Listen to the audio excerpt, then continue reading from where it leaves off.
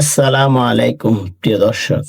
আজকে আমরা আলোচনা করতে যাচ্ছি আল্লাহ তাআলার সুন্দর ও গুণবাচক নাম আল মুহাইমিন, যিনি সব সময় আপনাকে আগলে রাখেন। কখনো কি এমন হয়েছে চারপাশে অসংখ্য মানুষ ছিল, তবু আপনার ভেতরটা এত নিঃসঙ্গ লাগছিল যেন পুরো পৃথিবীতে আপনি একাই হারিয়ে গেছেন?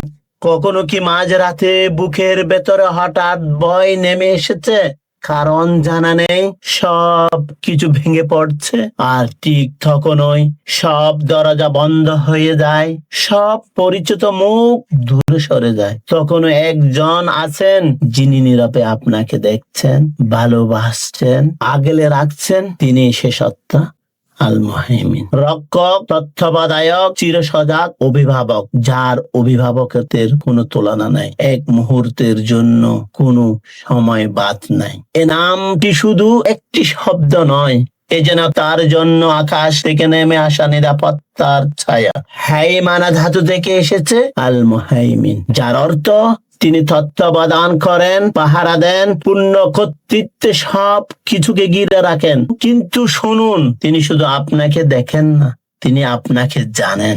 আপনার ঠোঁটে না আসা কথাও তিনি জানেন। আপনার অন্তরে যাই কিছু বলতে চান কিন্তু প্রকাশ করেন না, সেটাও তিনি জানেন। আপনার চোখের আড়ালে জমে থাকা কান্নাও তিনি দেখেন। আপনি মানুষের সামনে শক্ত থাকার অভিনয় করেন, কিন্তু রাতের অন্ধকারে যখন নিঃশব্দে ভেঙে পড়েন, আল মুহাইমিন তখনও আপনার পাশে থাকেন। তাই তিনি বলেন, বিসমিল্লাহির রহমানির রহিম, ওয়া আনজালনা ইলাইকাল কিতাবা বিল হাক্কি। আর আয়াত আছে, ওয়াল মুহাইমিন আলাইহি, আমি এই কিতাব নাজিল করেছি সত্য সহ পূর্ববর্তী কিতাব সমূহের উপর রক্ষক ও তত্ত্বাবধায়ক। সূরা মায়েদা আয়াত 48।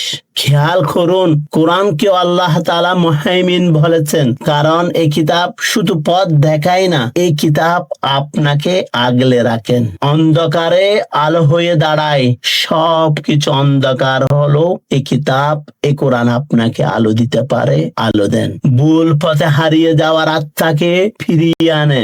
আজ পৃথিবীতে সার্ভাইলেন্স নিয়ে গর্ব করে, এআই মানুষের আচরণ বিশ্লেষণ করছে, ক্যামেরা প্রতিটি রাস্তা পর্যবেক্ষণ করছে, প্রতিটা ঘরে ঘরে ক্যামেরা লাগানো হয়েছে। কিন্তু এসব প্রযুক্তি ডেটা ছাড়া বন্ধ, ডেটা ছাড়া চলে না, ইলেকট্রিসিটি ছাড়া বন্ধ, ইলেকট্রিক না থাকলে সবকিছু অন্ধ। কিন্তু এসব প্রযুক্তি অন্ধকার হয়ে থাকতে পারে, আর আল্লাহ তার জ্ঞান ডেটার অপেক্ষা করে না, তার কাছে ডেটার প্রয়োজন হয় না, কারণ তিনিই তো সব ডেটার স্রষ্টা। আপনার চোখ কোথায় থাকাবে তিনি জানেন, আপনার হৃদয়ে খুন ভয় জন্ম নিচ্ছে তিনি তাও জানেন, আপনার মস্তিষ্কে নিউরনে কোন চিন্তা তৈরি হচ্ছে তার আগেও তিনি জানেন। আপনি কোনো কিছু বলতে হবে না, শুধু মনে মনে চিন্তা করলেন, সে কত তিনি জানেন। তাই আল্লাহ বলেন, বিসমিল্লাহির রহমানির রহিম, ওয়া হুয়া আলা কুল্লি শাইইন শাহিদ, তিনি প্রত্যেক বস্তুর উপর সাক্ষী। সূরা সাবা আয়াত 47। কিন্তু শুনুন, এ নজরদারি কোনো ঠান্ডা ক্যামেরার মতো নয়, এটা এমন এক মমতা যা মায়ের চেয়েও গভীর, আরো ভালোবাসা কিত অন্তর। একটি শিশু যখন পড়ে যায়, মা যেন দৌড়ে এসে তাকে তুলে নেয়, আল মুহাইমিন তেমনি আপনাকে আগলে রাখেন। যখন পুরো পৃথিবী আপনাকে ফেলে চলে যায়, যখন আপনি অনাথ বোধ করেন, যখন মনে হয় আপনাকে বোঝার কেউ নেই, যখন বুকের ভিতর জমে থাকা যন্ত্রণার বাসা হারিয়ে যায়, তখনও আকাশের ওপার থেকে একটি নাম ধীরে ধীরে হৃদয়ে নেমে আসে, তিনি আল মুহাইমিন, অর্থাৎ আমি আছি, আমি দেখছি, আর আমি তোমাকে এক মুহূর্তের জন্য ছেড়ে যাইনি। তিনি ছেড়ে গেলে সব কিছু ধ্বংস হয়ে যেত। আল্লাহ বলেন, বিসমিল্লাহির রহমানির রহিম, আল্লাহু ওয়ালিয়ুল্লাযীনা আমানু, আল্লাহ ঈমানদারদের অভিভাবক। সূরা বাকারা আয়াত 256।